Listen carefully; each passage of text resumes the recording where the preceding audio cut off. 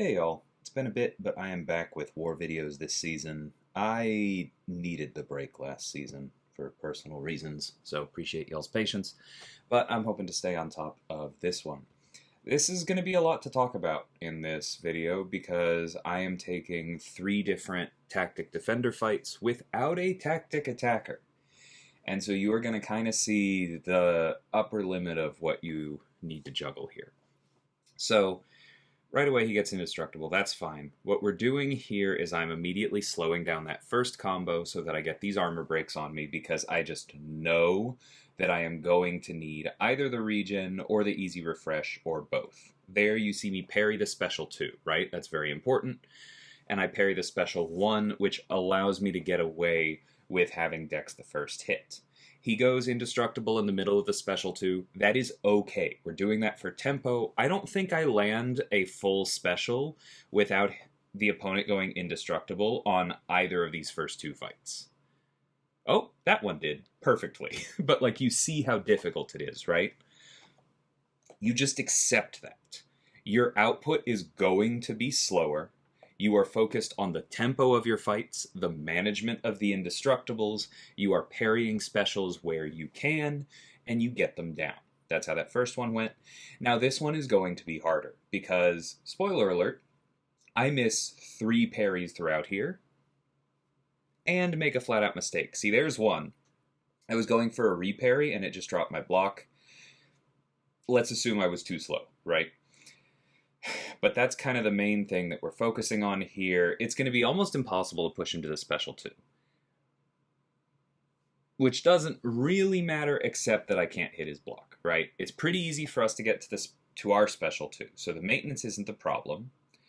We are, triggering a lot of buffs, so it's easy to stay paused. We're triggering hazard shift, and that's really important because I am going to need the ability to regen in this fight. I don't know why I haven't used it exactly. I think I'm just focused on the special 2 here. There we go. Should have tried to parry that because now he's indestructible. Now I have to play catch up a little bit. I throw the special 2 here even with him indestructible because, again, the purpose is maintenance. There I just miss, right? I don't even think I was going for a parry. I just tried to block and it didn't work. Immediately get hit after the special 2. Like I said, there were just some input problems here. I think here's... No, I haven't made the mistake yet. Yeah. There's the mistake. That hurt. Not really the biggest, because none of those crit, and some of the earlier ones did, but like, you're just... This fight is really, really hard if you don't nail the inputs, and however much you want to put on the game, however much you want to put on me, I have not thus far. This should get me back to a place where I can regen, and that's really important. I just need to throw one more special 2. That's the other problem with me getting hit and mismanaging my tempo, is I don't have morph charges available right now to regen, and if I did, I would feel significantly better. Here we throw the special 2. I probably should have thrown it a little bit earlier. Like, I'm in no risk of pushing him red, right? And there's where I miss another parry for I have no idea what reason. I will say that last one is the one that most feels like I did nail it and it just didn't work, which is a little heartbreaking because I still could have recovered the fight, as you're about to see, right? Obligatory shout out to the Thor synergy here. That's allowing me to armor break and thus parry freely. If I did not have that, this fight would be absolutely hopeless. And that is not a pun. But you'll see this next fight goes better. Number 1, I don't miss parries. That is literally the full thing. I'm also getting in some parries of the special 1, which I should have practiced more. I am used to doing that with Killmonger, but clearly was not enough ready the first time. And it's instantly going better here. You'll see, I think I did drop block and try and parry the last hit of that special 1, but I'm not forcing it, right? The first hit is where it's easiest. And again, we're throwing special 2s into indestructible, just not worrying about it. Because the important thing is having maximum uptime on our forms, therefore maximum morph charges, therefore maximum regen, so that we can just stay on top of the damage output from our basics with those incinerates, because we're not relying on crits against Killmonger, remember? And so we have all that regen to deal with this annoying block damage. That is the focus. And you see, like, we went from, that was basically 2/3 of the full fight, down to 0, not losing a lot of health, in just a minute 20. That tells you that the full fight definitely would have been fine in under 2 minutes if I had played it a little bit better and just not gotten hit, right? Like, I could have played better, and I think the inputs could have been a little better. Both of those make that a fine fight, but not a good one. Let's be real. That's tough. I would be willing to take it again, though, after that cleanup. Is what it is. Learning experience, we move on. The good news is that we already had a massive lead in this war. We move on to Hit Monkey. This is another tactic attacker, but it's also Hit Monkey. Basically everything that made the Killmonger fight difficult is not going to be a factor here. And when I hit fight, I get a pleasant little surprise, which is that this defender is running the recoil masteries, and so instantly that's 30% off their health right away. I just need to land parries and throw a couple specials. Been a while since I've had my first medium dexed by the opponent, but we're just going to pretend that didn't happen. I should have hit in there. I think I was expecting the Purify to still be active. I forgot that it would go away getting rid of the recoil debuffs. It just slipped my mind. And then we go ahead and close out the fight here. You'll notice how much easier it is to land the Uru specials with the Indestructible down as opposed to the Magma. Something to keep in mind when assigning Carl this season. He's not tactic, and you saw in that last fight, or sorry, the Killmonger fight, how difficult it can be, but he's still Carl. There are places to use him for sure. This Knull fight is yet another one. I'm going to get hit. I just know I'm going to get hit. That's always something I accept in this fight. And it's worth it, right? Because he didn't throw the special 1. And I want him to throw the special 2. And I will happily get hit in the face a few times and use a potion to have that happen. Now, I was a little scared there that he wasn't going to throw the special 2. But we can go ahead and refine right after this. I should have medium, light, medium right there. I have no idea why I didn't. But we go ahead, throw this special 1, and because of the fact that we didn't medium, light, medium earlier, we are able to push him all the way to the special 2 there. Still could have done it with the striker, but just want to point out that is probably what I was thinking in the moment. The regen doesn't matter, but throwing the special 1 with 600 does auto-refine you and puts those vulnerabilities on him. That is the important part, right? So lastly, we move on to Maestro, and like the Killmonger earlier, this Maestro is a rank 3 7-star. This is a tough fight. I have seen Absorbing Man die to this in the past. Sometimes it's getting hit, but spoiler, I'm pretty sure I get hit somewhere in here too. In my opinion, the key thing with Absorbing Man versus Glancing is just don't even try to medium, light, medium, right? It's not worth it. It is never worth it. It is going to fail. Delete it from your memory, right? Which is funny because I do it later in this fight. But you'll see what I mean when I get there. The point here is just get to 600 and step back into the special 1 so that the regen doesn't glance. Because in a fight like this, you're gonna need it, right?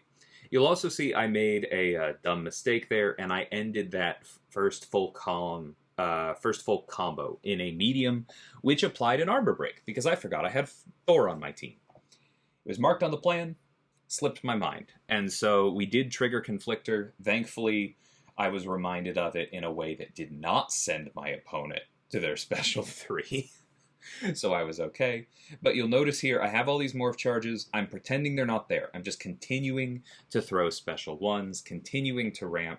It is working out decently well in controlling Maestro by knocking him down pretty much whenever his disabling isn't on cooldown. It's so weird to talk about that particular mechanic.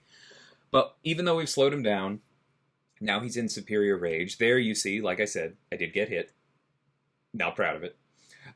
Here, I would love to knock him down, so we go ahead and sidestep. Oh, I don't even sidestep into it. I just throw it from far away. That works too. But you'll notice the important part is we knocked him down, we cost him some ISO, and we are just riding this regen. We let Crumbling Armor trigger. We hit into him because Hazard Shift pauses things as well. Crumbling Armor triggers again. And here's where I make my mistake. I needed to... No, I actually didn't make the mistake. I did go in. I thought I remembered that differently, that I waited too long after Crumbling Armor. But I did go in and hit him right away, which is what I should have done. He was just passive enough. Anyway, there's where we medium, light, medium, because I know he's not at 10 ISO yet. I know he doesn't have the glancing. I know that Conflictor won't send him red, and therefore I know that I can safely get the healing in, which is very important because my health was starting to dip, and we still have a fight to close out. Note that the crit increase from landing the heavy is not subject to glancing, and so canceling that heavy into the special one was a very safe way to close out the fight. 2.5 minutes ain't quick, but we still have over half health at the end of it, and that's my last fight with Carl. That is pretty much how you do that. You can definitely be cleaner. Like I said, I got hit. I wasn't completely on top of my evades. And I probably could have heavy canceled into more specials earlier on, but, like, that's how to keep that fight safe. So if anyone has to take that in the future, just try and emulate that. We did end up winning this first war. Like I said, we had a pretty big advantage. We were punching down. It's nice to start off the season with that. I think probably for our opponents, too. Lets them test stuff for real. Because that was us last season when we faced GT40 in the first war. Takes some of the pressure off. Because we all know that people don't let each other practice enough in the off-season. Anyway, I think this is probably a good place for me to talk about this tactic overall. I understand it's not very popular right now, and I understand why, right? With Crush and Sturdy, the threat was, if you didn't do something properly, you died horribly and quickly, right? It was a kill threat. This is a tempo threat, a stall threat. This tactic is about messing up your rhythm. This tactic is about slowing you down. This tactic flies directly in the face of the way a lot of people are used to playing war, which is, if you get it down fast enough, then the threat won't matter. Many of us have heard some variation of that in war planning over our time up here in Tier 1 or even lower. It's a very popular sentiment. And this tactic breaks it, right? If you aren't using the tactic properly, the attack tactic that is, if you aren't playing around the defense tactic properly, if you are forced into a less than ideal matchup by placement, which is, again, the purpose of defensive placement, then you get slowed down. And that's something a lot of us aren't used to, and therefore may not be fun right away. And for some of us, it'll never be fun. Some tactics are just not going to land with everybody, or all tactics are probably not going to land with some people, right? We're all individuals.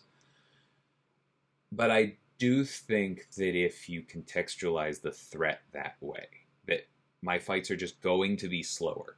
They're less likely to kill me in a sense, because the tactic offers almost no additional threat to the defender. It just keeps them alive longer, right? If you think about it that way, that I just need to accept this additional longevity and be the one that outlasts my opponent. I need to avoid panicking even when they stack 4 or 5 indestructibles and I need to systematically take them off. Then you can enjoy this too. Because honestly, I am. And that's me I'm saying this at the end of a video where I died in my second fight, right? But I died in my second fight because I got hit taking a very asymmetrical matchup that is not ideal and was not using the attack tactic, right? I can accept that. It made other people's fights safer because I took that risk, and I do think that I learned enough that I would be willing to take it again. For me, that is how I like war to be. This isn't going to land for everyone, but if you're still in that space where you're like, this isn't fun because I can't damage my opponent, see if you can try shifting your framing that way, and maybe you'll have a little bit more fun. We'll see. Anyway, until next time, thank you so much for watching, and take care.